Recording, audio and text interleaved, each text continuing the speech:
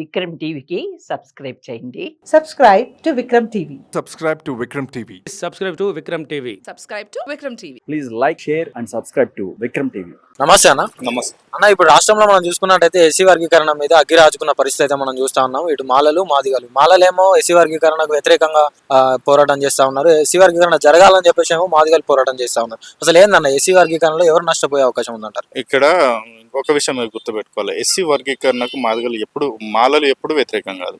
మాలలు ఎప్పుడు వ్యతిరేకంగా కూడా పనిచేయలేదు. ఎస్సీ వర్గీకరణ అనేది జరగని, కానీ మేము ఎట్లా జరగాలని చెప్తున్నాం? భారతదేశంలో భారత రాజ్యాంగం ప్రకారం సుప్రీం ఏది పార్లమెంట్ ద్వారా ఎస్సీ వర్గీకరణ తీసుకొని వస్తే మాకు ఎటువంటి అభ్యంతరం లేదు. పార్లమెంట్ ద్వారా జరగాలనేదే మా ఉద్దేశం. Supreme court is not in a supreme in our country. ఇండియాలో సుప్రీం కోర్ట్ అనేది సుప్రీం కాదు.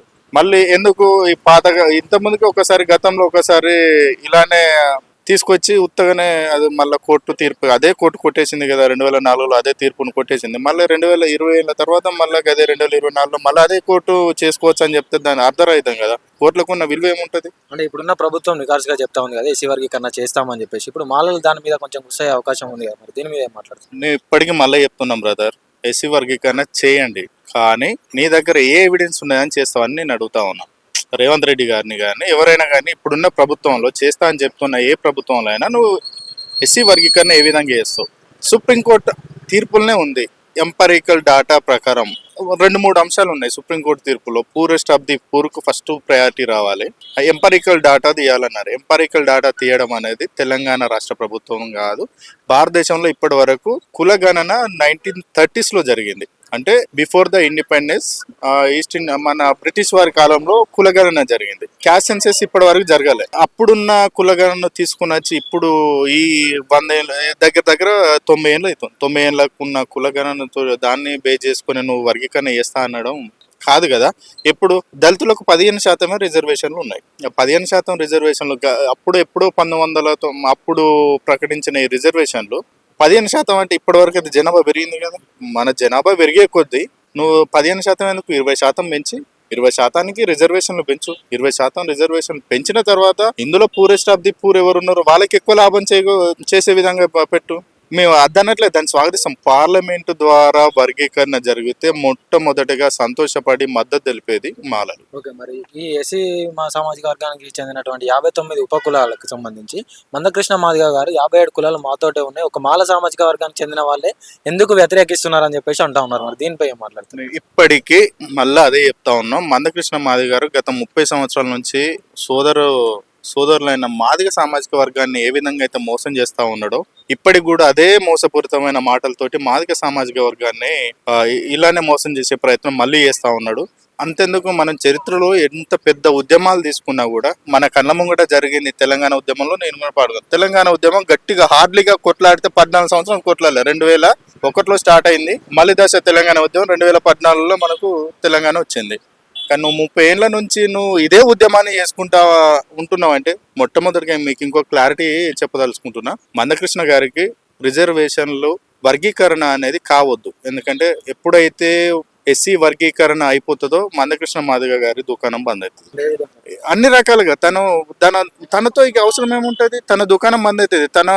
తనకు ఇప్పుడు జాతిని అడ్డం పెట్టుకొని ఇన్ని రకాలుగా రాజకీయాల నేను కాదు అన్నట్లేదు. ఆయన కొన్ని చరిత్రలో కొన్ని ఉద్యమాలు చేసిండు, సామాజిక ఉద్యమాలు చేసిండు, ఆయన ద్వారా కొంత జరిగింది, నీకు కాదు అనట్లేదు. కానీ నేను రిజర్వేషన్ల వరకు ఆయన సామాజిక ఉద్యమాలలో చేసిన వాటికి మేము కూడా మద్దతుగా నిలబడ్డాం. ఆయనతో పాటు మేము కూడా విద్యార్థి నాయకులుగా ఆయన కొన్నిసార్లు కొన్ని ఐక్య ఉమ్మడి సామాజిక ఉద్యమాలలో కలిసి పనిచేసిన తీరున్నాయి. కానీ ఎస్సీ వర్గీకరణ అంశం వచ్చేసరికి తన నిర్ణయాలు అనేది తప్పు. ఇప్పుడు ఎంపరికల్ డాటా లేకుండా నువ్వు ఎలా చేయగలుగుతావు? మేమేమంటున్నాం, ఇప్పటి వరకు ఈ తెలంగాణ రాష్ట్రం వచ్చి 10 సంవత్సరాలు అవుతుంది. మనకు ఉమ్మడి ఆంధ్రప్రదేశ్తో సంబంధం లేదు.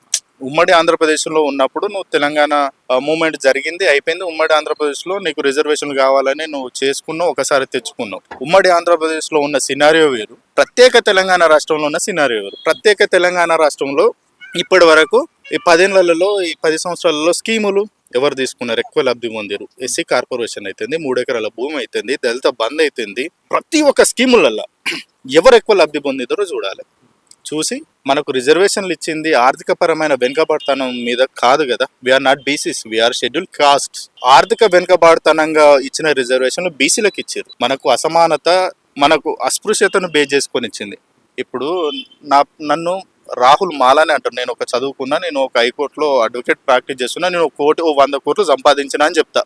ఎగ్జాంపుల్ చెప్తున్నా. నన్ను పౌడితోటి నన్ను తీసేసి నన్ను ఓసీ అంటారా, పోతే నువ్వు ఏందా రావాలంటే నేను మాలా అని గుర్తిస్తారా? నన్ను మాలాగా కిందని గుర్తిస్తారు, కానీ ఓపెన్ కేటగిరీలో తీసుకుపోతే నన్ను రావో, రెడ్డో, వెలుమనో, బాపనోడు అన్నారు కదా.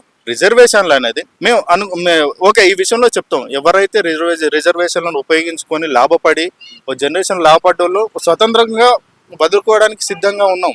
కానీ ఇప్పుడు ఉపకులాలు 59 ఎస్సీలలో 59 కులాలు ఉంటే 58 కులాలు ఒక దిక్కు, ఒక కులం ఒక దిక్కు అని మాట్లాడుతూ ఉన్నాడు కదా.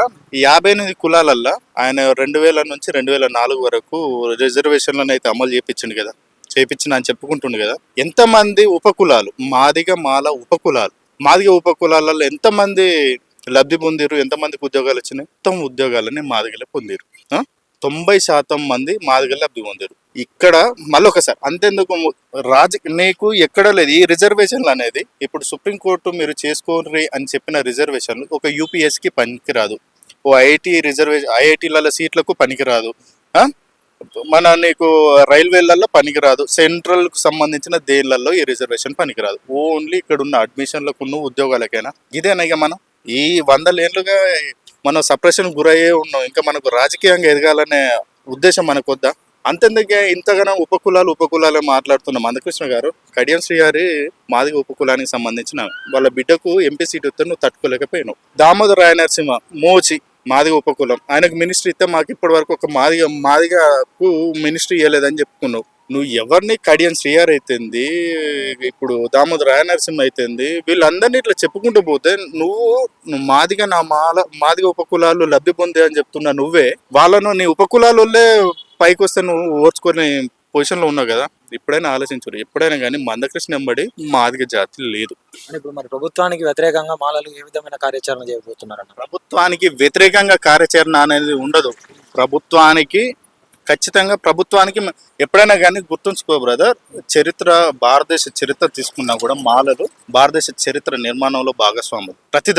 ప్రతి ఉద్యమంలో, అది సామాజిక ఉద్యమం అయినా, రాజకీయ ఉద్యమం అయినా, అది ఎటువంటి నక్సల్బరి ఉద్యమైనా, ఏ ఉద్యమైనా ఉద్యమాన్ని భుజానం వేసుకొని నాయకత్వాన్ని నడిపించింది, నాయకత్వం చేసింది మాలలు ఉంటారు. వాళ్ళు ఎప్పుడైనా కానీ రూల్స్ బ్రేకర్స్ కాదు, రూల్ మేకర్స్. వాళ్ళు ఖచ్చితంగా సమన్యాయం జరిగేటట్టే చేస్తాం. అలానే సమన్యాయం మేము ఇప్పటికీ ఏమంటున్నాం, రేవంత్ రెడ్డి గారు, ఇది మీరు ఇక్కడ అసెంబ్లీలో చేసినా కూడా సుప్రీంకోర్టుకు పోతే కేసు చెల్లుబాటు కాదు. ఎందుకంటే వితౌట్ ఎనీ ఎంపరికల్ డాటా చేసిన రిజర్వేషన్ అనేది యాక్సెప్టబుల్ కాదు అని సుప్రీంకోర్టు తీర్పులనే ఉంది కదా. మళ్ళీ మీరు రావచ్చు, దాని మీద కేసు ఫైల్ చేయవచ్చు అని చెప్పింది. రివ్యూ పిటిషన్కు అవకాశం లేకుండా చేసింది. కానీ ఎక్కడైతే మీకు అన్యాయంగా మేము చెప్పిన కొన్ని వాటికి విరుద్ధంగా ఎక్కడ రిజర్వేషన్లు అమలు పరిచిన వర్గీకరణ జరిగినా కూడా మళ్ళీ కోర్టులో ఏముంది, 2004లో వచ్చిన తీర్పు మళ్ళీ వస్తుంది. నేను అదే అంటున్నా, ఉపకులాల్లో ఎంతమంది ఉన్నారు, ఎంతమంది చదువుకున్నారు, ఎంతమంది ఇప్పటి వరకు విద్యా అవకాశాలు వచ్చినాయి, ఉద్యోగ అవకాశాలు వచ్చినాయి, ఆర్థికంగా ఎంతమంది ఎదిగిర్రు, వీళ్ళందరినీ పూరెస్ట్ ఆఫ్ ది పూర్ ఎవరైతే ఇప్పటి వరకు అసలు బడిమొహం చూడని వాళ్ళని తీసుకురా, వాళ్ళని లెక్కగట్టు, వాళ్ళు ఎంతమంది ఉన్నారు, వాళ్ళకి ఏ విధమైన అవకాశాలు ఇస్తే బాగుంటుంది, ఇవన్నీ తీసుకురా. నువ్వు హైరార్కీలో లబ్ధి పొందిన వాళ్ళందరినీ కింద పెట్టు.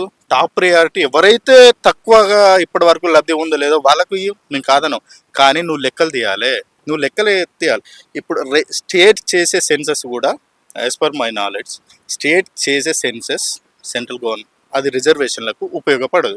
సెన్సెస్ చేసే అధికారం సెంట్రల్ గవర్నమెంట్కు మాత్రమే ఉంటుంది. సెంట్రల్ గవర్నమెంట్ సంస్థ ఒకటి ఉంటుంది, ఆ సంస్థకు మాత్రమే ఉంటుంది. స్టేట్ ఎన్ని రకాలుగా తన ఇంటర్నల్ అవగాహన గురానికి మాత్రం చేసుకోవచ్చు తప్ప దాన్ని బేస్ చేసుకొని నువ్వు ఎటువంటి ఇలాంటివి చేయడానికి వీల్లేదు.